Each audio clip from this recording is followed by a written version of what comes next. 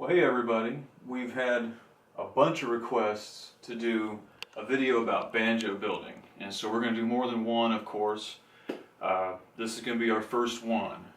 And so here we are back in the back room in a workshop. This is where we do it. Robin and I work quite a bit together on a lot of stuff. She makes a lot of, pretty much all the tuning pegs and tail pieces and stuff like that. And then I'm doing more like you know, experience kind of stuff, like with all the circles and putting it all together and the luthier-y type stuff.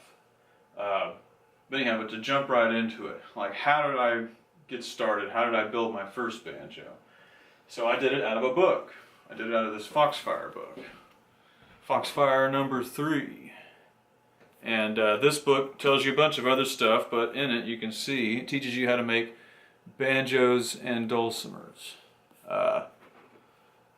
And also hide tanning, which is practical if you're going to use an animal hide for your banjo. But this is just an example. It shows you, gives you all kinds of great detail and photos in the book of like great original instruments, and everything you need to know how to build one of these is in this book. How to build a basic one is in the book. So that's that one. The other Foxfire book that's relevant is Foxfire number 6. It's got a big section on gourd banjos. You don't see that, but just so get a hold of Foxfire number 6 if you want to build gourd instruments. But number 3 is what we're going to go over here. Number 3 is going to teach you how to do the mountain banjo, what they call a mountain banjo. Basically consists of, you get yourself some hardwood boards. This is a nice piece of poplar. And I'm hoping y'all can see that I got circles traced out on this. Yeah, you can see. A little bit of glare from the window, but so these are like a couple of the circles, and it basically consists of, you get some hardwood boards. Poplar is what they mostly used back in the day, and you're going to cut out those basically 3 rings out of that hardwood and stack them to get your hoop. And you need a big block of wood. This is a neck that I'm in the process of roughing out this neck. And you see I've got that nice and dark in outline there. That's going to be the peg head. And you can see the way I do this, I get a block of wood and I'll rough out, I see how I got the basic shape there of what'll be the neck of the banjo. I rough that out, and you trace out your lines of how this is going to be. See, there's going to be the notch for the 5th peg and the rest of the neck there.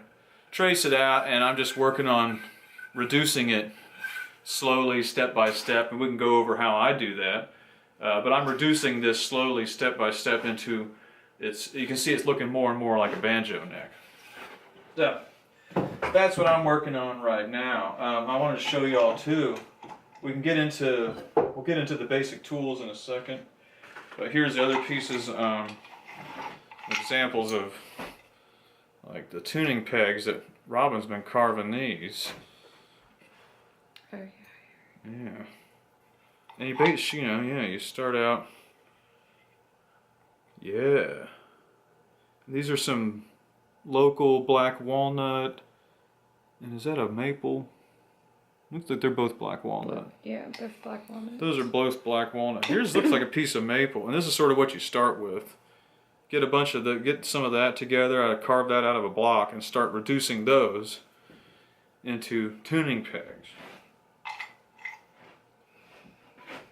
This is what kind of maple is this? Well, it's they called it ambrosia maple because it had this ambrosia beetle staining on it that people like. So it's some kind of high-end maple. This is really the crucial tool, guys, for making tuning pegs by hand. If you want to make your own, some German, Herdem, Germany, from Germany. Anyhow, it's basically a bunch of little tapered, holes with razor blades on them, and that's how you get that perfect angle that you want for making violin tuners and stuff. So that's how we do that.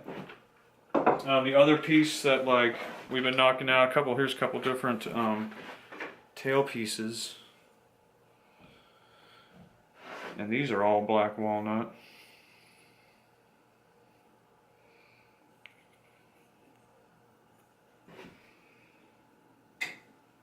Oh yeah, these look awesome.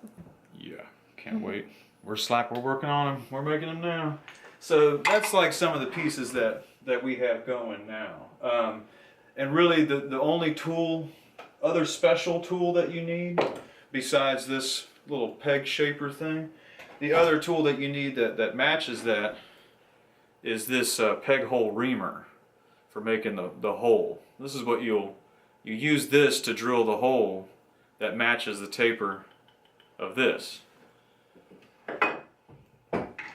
Yeah, which then accepts the tuning peg. We can get into all of that into more detail. Those are the only two really special tools that I use. Other than that, it's basic tools like a basic, rasps and files.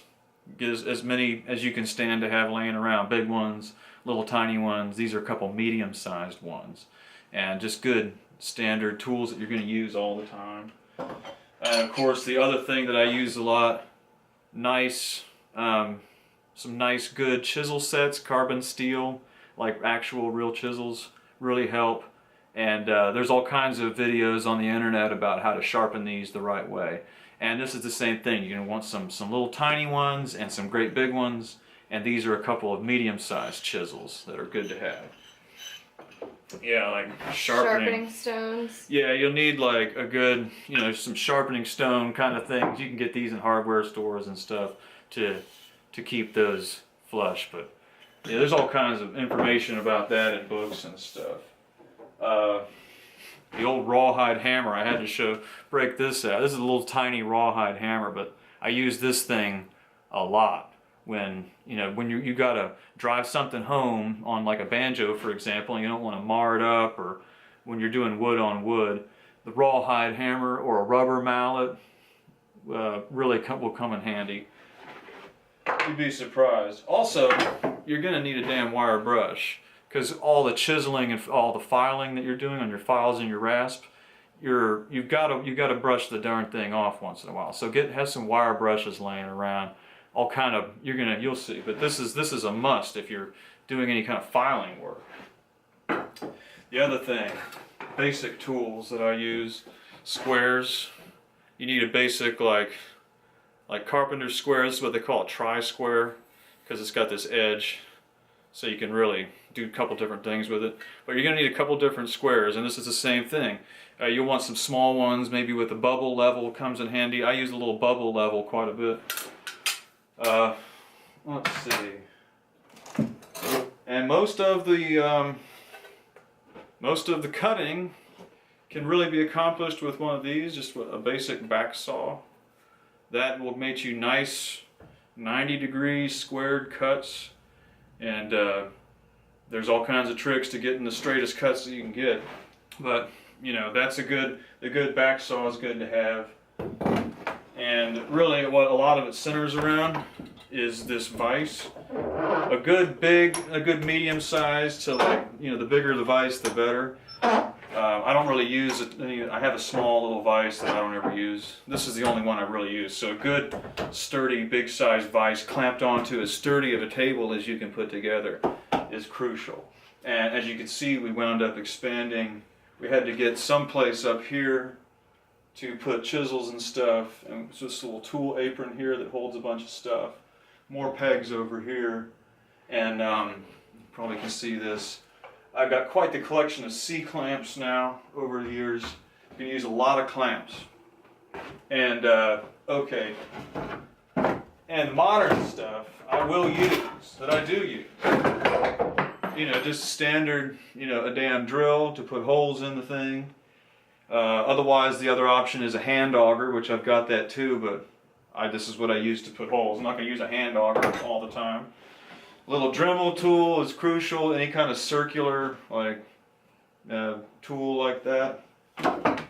And then the cheapest little electric jigsaw that you can find. You just use this to knock out stuff that doesn't matter. So I'll use these electric tools to rough out the shape a lot of times to get it down to near where I want it, to where I know it's going to wind up being, and then you take it down the rest of the way by hand to get that really good look. certain instruments I'll try to make it completely by hand. I've done that before too. And it does, you can tell, it does come out in your own wonky way. Here's Copper trying to mess with our tripod. But, well, I guess that's probably a pretty good first rundown. Oh, here's the other thing we use a lot of. We make our own black walnut dye. And this is what everything is stained with that we make. And this is the free, all natural option. I mean, why would you, buy that stinky stain from the store. This stuff is easy to make. Yeah, the chemical stuff. This is just literally black walnuts that drop all over our property every winter, soaked in water and alcohol, a little bit of alcohol, I think, and strained. And that's what we use to stain everything. The oil that I'm using right now, I'm using an all-natural hemp oil. This company seems to be pretty good. I bought from them a couple times. This Real Milk Paint Company, whatever. But hemp oil is great. I'm using that to oil everything up, any oil I use. And I don't think I have a big piece of beeswax laying around here. I do. This is other stuff. When you wind up in the finishing stage, I got a big ball of propolis here from the bees that we keep, and some actual purified wax that I've made from them too, that I've strained out. This stuff is worth its weight in gold when you're doing any kind of like woodworking like this. But, well guys, this video has gone on about 11 and a half minutes here. And I just wanted to give you a quick rundown. We'll do more of this if you want to see more of the shop and more like close-ups of how we do stuff, and more of the progress and things as we go. We'll get into that. Yeah, we'll talk to you later. Thanks for watching.